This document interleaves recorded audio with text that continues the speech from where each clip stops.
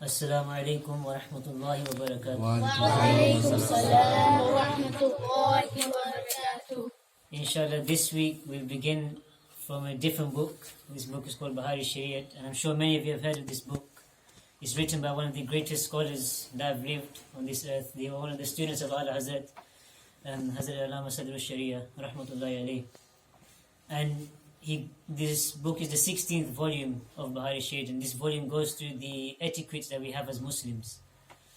And before he begins his chapter, he lays out many ahadith in regards to the chapter that he's about to begin. So we'll begin with the chapter in regards to eating and how we should eat and how we should drink. And he began this chapter with laying out 65 different ahadith just about eating. 65 different ahadith. We'll just go through one hadith and then we'll go through some rulings that we should have in regards to eating. It's narrated that one time Rasulullah sallallahu alaihi wasallam, there was food presented to him, or there was food presented in front of him, and he was with his Sahaba. And then the Prophet sallallahu alaihi wasallam said, "Come and join us, and come eat with us." So he asked the people to join him and eat with them. The people said that we're not hungry, we don't want to eat, we're not in the mood to eat. And the Prophet sallallahu alaihi wasallam, he told them, "Do not combine your hunger with your lies." And in other words, this means that when you're hungry and somebody asks you to join in with the meal, don't be shy and say, "Oh, I'm not hungry," or "I don't want to eat." The Prophet ﷺ commands you to not lie as well. So if you say that if you are hungry, but instead you say, "Oh, I don't want to eat," out of shyness or if you're fearful as well for some reason, then you should not say that "I'm not hungry." In fact, you should join in. It's advised that you should join in and eat with the people. So now we'll go on to mentioning some etiquettes in regards to eating. It's mentioned that before we begin to eat, even before we sit down on the floor to eat, it's mentioned that we should first and foremost wash our hands 3 times, beginning with the right hand and washing it up to the wrist. And you can wash it with soap as well. It's mentioned that you can wash it with soap, and then once you've washed your hands, you should not dry your hands with the cloth or anything afterwards. Nor should you dry your hands with the roti or with the bread. Some people do when they sit down, before they eat, they grab the roti and then they start drying their hands on the roti as well. This is completely dislike and disrespectful to bread as well. Then after we've sat down to eat, it's mentioned that we shouldn't wipe the hands on any piece of cloth. We should leave our hands to dry by themselves. And then once we've sat down, we should first and foremost wait for everybody else to sit down as well. And we should wait for the elders to begin to eat. You shouldn't eat first, you should always wait for the elders or someone who's older. Or if you're sitting with someone like Imam Sawi, if you're sitting with a scholar, you should always wait for the scholar to begin eating and then eat afterwards by yourself, or after they've started eating. And then you should also begin by saying, Bismillahir Rahmanir Rahim, and reading the dua, Bismillahi wa ala barakatillah. It's mentioned that if one forgets to say this dua, and if you've eaten your entire meal, and if you've got one morsel of food left, even if you read the dua Bismillahi awwaluhu wa akhiru, if you read this dua before you eat the final morsel, then it will be as if you said Bismillah since the beginning. The Prophet ﷺ says that if you do not recite Bismillahir Rahmanir Rahim before you begin eating your food, then this food becomes halal for the shaitan to eat from, and then shaitan can begin eating from your food as well. And it is mentioned that if you say Bismillah ar-Rahman ar-Rahim before you begin eating, then it becomes haram for shaitan to even touch your food. Shaitan will come nowhere near your food. It was once mentioned that these people, they were eating together, and as they were eating, people would come and they would sit down as well afterwards, and people would begin eating. So people would say Bismillah ar-Rahman and begin eating, and they said that we found so much barakah in this food. There was so much barakah in this food as we were eating, but as we kept eating and eating and eating, more and more people began coming. Then near the ending, we felt that there was less barakah in the food. So then we asked Prophet ﷺ, we asked him, what happened to the food? Why was it that we felt more barakah at the beginning, but near the ending we felt less barakah towards the food?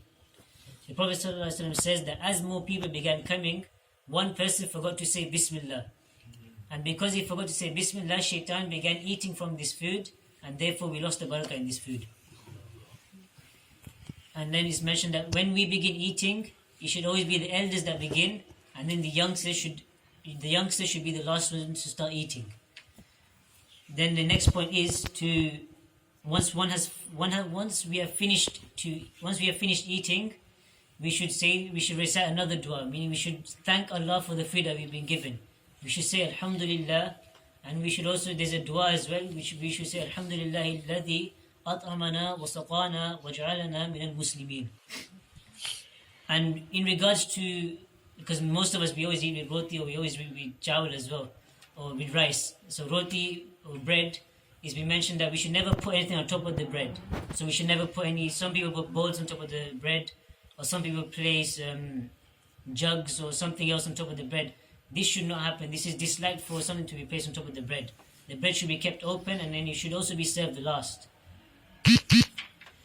The next point is in regards to if we eat at somebody else's house. When eating at somebody else's house, it's mentioned that we should always, if the food is nice, we should compliment the food. And if we dislike the food, then we should not say much about it. It's mentioned in one hadith that a Sahabi came to the Prophet ﷺ. The Sahabi presented grapes to the Prophet ﷺ. The Sahaba were with the Prophet ﷺ as well. This Sahabi, he presented these grapes to the Prophet ﷺ from his own garden. And then the Prophet ﷺ, normally his sunnah would be to distribute the food amongst everybody else, and the Prophet ﷺ would eat last. Whereas with these grapes, what the Prophet ﷺ did, he ate every single grape and he did not give any to the Sahaba. Then the Sahabi that saw this, he was very happy, and then he went away afterwards.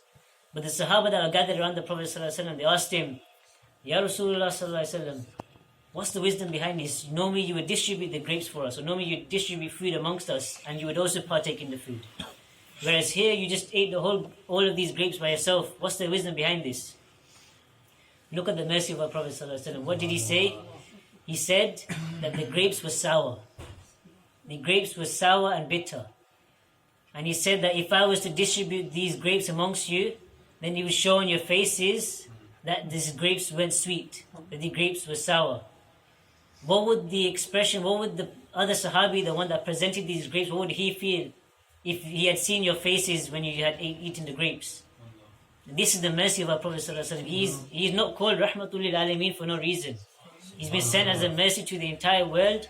Why? Because he is the mercy. He is a mercy for all of us. And the mercy and the way he dealt with all the people, even in simple matters such as just eating some grapes.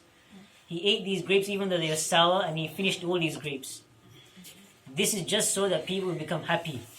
And this is one reason, this is one of the beauties of Islam, wherein each and every action that we perform, we should always be doing something to please other people, to make people happy. We should not be a cause for other people to become upset. It's also mentioned in one of the other etiquettes that we should have, that when we're walking on the street, we should always clear the path for other people. If we see something on the path, we should always clear these paths. Now, this finishes the topic in regards to eating. But one other point we can add in regards to eating is that one should always eat with the right hand. And one should eat only to fill himself to a limit. There is a limit to which we can eat. We should not overeat that so much that it becomes harmful for us. Nor should we eat so little that it is also harmful to us, so that we starve and then we become sick. It's mentioned that we should eat with 3 fingers. What's the wisdom behind this? You will find that if we're eating something like rice, you find that if you eat with all these fingers, then you'll be able to consume the food much more quickly. But if you eat with 3 fingers, then you know that you need to take less. Because if you were to eat with 3 fingers, you'll only be able to take smaller morsels. You'll be able to take smaller pieces of food.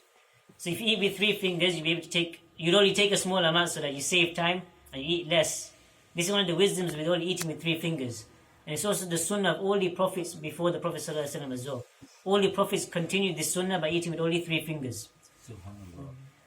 This finishes our topic in regards to eating. وَمَا عَلَيْنَا إِذَا الْبَلَاغُ الْمُبِينَ. May Allah allow us to act upon what has been said today and follow the sunnah of the Prophet ﷺ.